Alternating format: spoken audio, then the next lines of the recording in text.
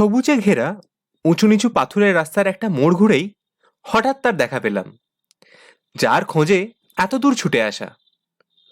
আপন মনে কলকল শব্দে এগিয়ে গেছে কোনো দূর দেশে। এই দৃশ্যের টানেই তো বারবার ঘর ছেড়ে বেরোনো।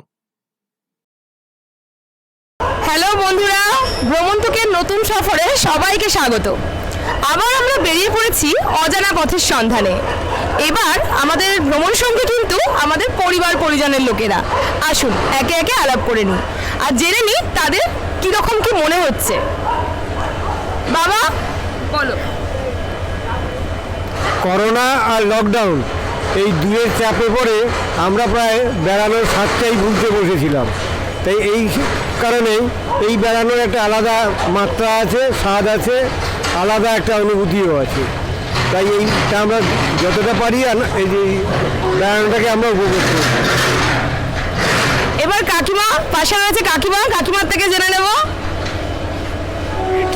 বলবো, আমাদের তো সবসময় পায়ের তলায় চাকা, বেড়াতে ভীষণ ভালো লাগে। আবার সুযোগ পেয়েছি পুরুলিয়া যাওয়ার, খুব আনন্দের ব্যাপার, যাচ্ছি। এবার আমার কাকু বলবে কাকুর কেমন লাগছে। ও ফ্যান্টাস্টিক, হেভি। এই প্রথম আমি কোনো দায়িত্বহীনভাবে বেড়াচ্ছি। প্রত্যেকবার আমাকে দায়িত্ব নিতে হয়, তো এদের মানে দয়ায় বা এদের সৌজন্যে এবার আমার কোনো দায়িত্বই কিছু নেই, খালি বেড়ানো আর এনজয়। আচ্ছা, এবার আমার মা বলো কিরকম মনে হচ্ছে তোমার? আমার তো ভীষণ ভালো লাগছে, বেরোতে পারবো বলেই তো মনে হচ্ছিল না। বেরিয়ে যে কি প্রচণ্ড আনন্দ হচ্ছে সে আর বলে বোঝানো যাচ্ছে না। Howrah Adra Chakradharpur Bokaro special 20 number platform से रवाना हो। এবার আমাদের গন্তব্য পুরুলিয়া। হাওড়া স্টেশন থেকে 12টা 5-এ চক্রধরপুর এক্সপ্রেসে আমাদের যাত্রা শুরু। ট্রেন একদম অন টাইম। আমরাও আর লেট না করে চটপট উঠে পড়লাম। রাতের ট্রেন বলে ডিনার করেই বেরিয়েছিলাম, তাই আর দেরি না করে চটপট ঘুমিয়ে পড়তে হবে। কাল ভোরবেলা আমরা পৌঁছে যাব পুরুলিয়া জংশন। না, ঘুম ভাঙানোর জন্য যদি সূর্যিদেব রোজ এমন জানলায় উঁকি দিতেন, তাহলে আর মোবাইলের অ্যালার্ম সেট করতে হতো না। দিনের শুরুতেই যদি এই রকম মন ভরিয়ে দেওয়া দৃশ্যে ঘুম ভাঙে, তাহলে বাকিটা ভালো না হয়ে যায় না।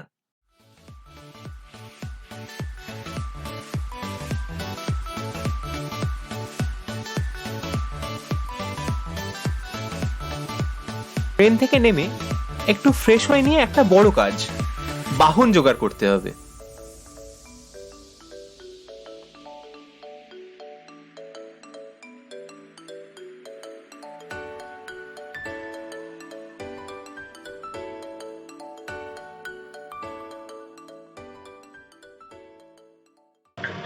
দেখতেই পাচ্ছেন আমরা আমাদের ডেস্টিনেশনে এসে পৌঁছে গেছি একদম পারফেক্ট টাইমে। এরপর এখন অনেক কিছু দেখার আছে, সব ভীষণ এক্সাইটেড, সঙ্গে থাকুন। যাক, বাহন জোগাড় করা হয়ে গেছে। আমরা যে কদিন থাকবো এখানে, গাড়িটাও থাকবে। গাড়ির খরচ আর কন্ট্যাক্ট নাম্বার পেয়ে যাবেন স্ক্রিনে, আর ডেসক্রিপশন বক্সেও দিয়ে দেবো।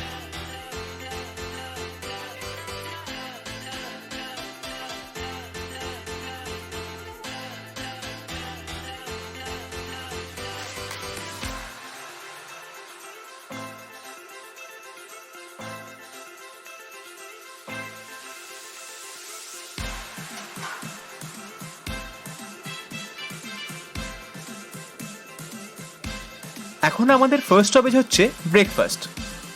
পেটে ছুঁচোর দল রীতিমতো যুদ্ধ জুড়ে দিয়েছে।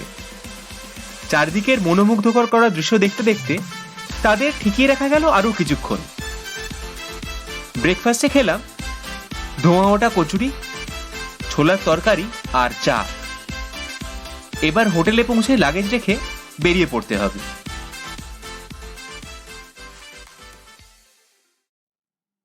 ইউথ হোস্টেলের লোকেশনটা খুবই ভালো, প্রকৃতির কাছাকাছি বেশ সুন্দর পরিবেশ। কিন্তু হোস্টেলের একটু মেনটেনেন্সের অভাব আছে, তবে ট্যারিফ বেশ কম। 1100 টাকায় 4 বেডেড রুম আর 3 বেডেড রুম 800 টাকা। মেন গেট দিয়ে ঢুকে করিডোর পেরিয়ে দুপাশে রুমগুলো সাজানো। আসুন একবার ঘরটা ঘুরে দেখাই আপনাদের। এটা একটা 4 বেডেড রুম। এদিকে দুটো বেড রয়েছে আর এদিকে আরো দুটো বেড রয়েছে। আর এখানে টিভি রয়েছে, ছোট একটা ওয়ার্ড্রপ মতো আছে, এখানে আপনাদের যাবতীয় জিনিস রাখতে পারে। ওরা ফ্রেশ জল দিয়ে গেছে। আর রুমের ওই পাশে একটা বেশ বড় আলমারি রয়েছে।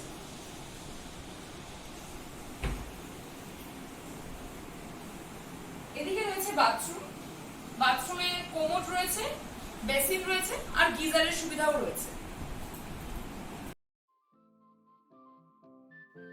চলুন আমরা রেডি বেরোনোর জন্য।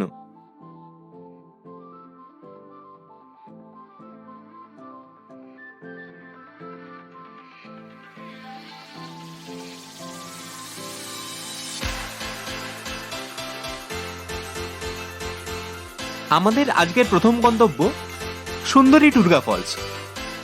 পাহাড়ের আড়ালে যেন লুকিয়ে আছে, রাস্তার ওপর থেকে দেখা যায় না। বেশ খানিকটা নিচে নেমে পৌঁছতে হয় ফলসে। ছোট্ট টুরগা ফলস বেশ সুন্দর। এই পাথর থেকে সেই পাথর লাফিয়ে লাফিয়ে চলে গেছে। আশেপাশের দৃশ্য বেশ মনোরম।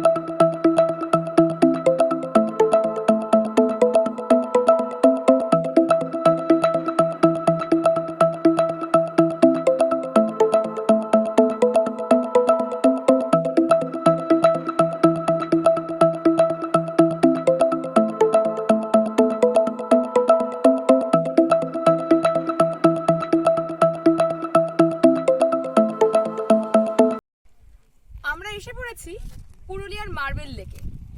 জাস্ট ভিউটা দেখুন, মন ভরে যাবে, অসাধারণ। এখানে একটা কথা বলি, আপনারা চাইলে নিচ থেকেও কিন্তু এই লেকের সৌন্দর্য উপভোগ করতেই পারেন, বাট আমরা বেছে নিয়েছি ওপরের ভিউটাকে। ওপর থেকে মার্বেল লেক দেখলে তার যে অসাধারণ একটা সৌন্দর্য, এটা মানে অকল্পনীয়, আমি ভাষায় বলে বোঝাতে পারবো না। দারুণ। কিভাবে এই লেক তৈরি হয়েছিল সেই সম্বন্ধে এখানকার লোকাল লোকেদের থেকে যেটুকু জানলাম, যে এখানে মার্বেল লেক বলে কিছু ছিল না, কিন্তু মার্বেলের পাথর কেটে কেটে এখানে আপার ড্যাম লোয়ার ড্যাম যখন তৈরি হয়েছিল তখন ওখানে ফেলা হয়েছিল, যার জন্য এই লেকের সৃষ্টি হয়েছে। মার্বেল লেক দেখে আমরা নেমে এলাম অযোধ্যা পাহাড় থেকে। রাস্তায় পড়ে টুরগা লেক। বিশেষ কিছু বলার নেই, আর 5টা লেকের মতোই। তবে আকাশ পরিষ্কার ছিল বলে সুন্দর নীল আকাশের ছায়া পড়েছিল লেকের বুকে, বেশ লাগলো। নেক্সট ডেস্টিনেশন হলো চড়িদা গ্রাম বা মুখোশ গ্রাম। বেশ ভালো লাগলো। বাংলার ঐতিহ্যশালী ছৌ নাচের মুখোশ তৈরির আঁতুড়ঘর হলো এই গ্রাম। গ্রামের প্রত্যেকটি পরিবারই এই শিল্পের সাথে জড়িত। শিল্প এবং শিল্পী উভয়ই নজরকাড়া। এই খয়রাবেড়া লেক পুরুলিয়ার অন্যতম প্রধান আকর্ষণগুলির মধ্যে একটি। অত্যন্ত সুন্দর। চারদিকের পাহাড় যেন ঘিরে রেখেছে এই অপূর্ব লেককে। আর লেকের ওপারের ঘন সবুজ জঙ্গলে ঘেরা পাহাড়ের ছায়া লেকের ওপর পড়ে এর রূপ আরো বহুগুণ বাড়িয়ে তোলে।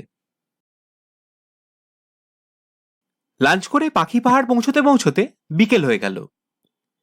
শালবনে ঘেরা ছোট্ট টিলা, আর তার ওপর শিল্পীর নিপুণ হাতে বানানো পাখির ছবি। নিস্তব্ধ সুন্দর পরিবেশ প্রকৃতির আরো কাছাকাছি নিয়ে যায়।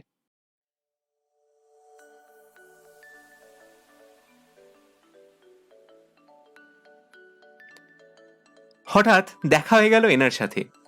ছোট্ট বনমুরগি, এমন সুন্দর গায়ের রং যে নড়াচড়া না করলে আলাদা করে বোঝার উপায় ছিল না যে ওখানে বসে আছে।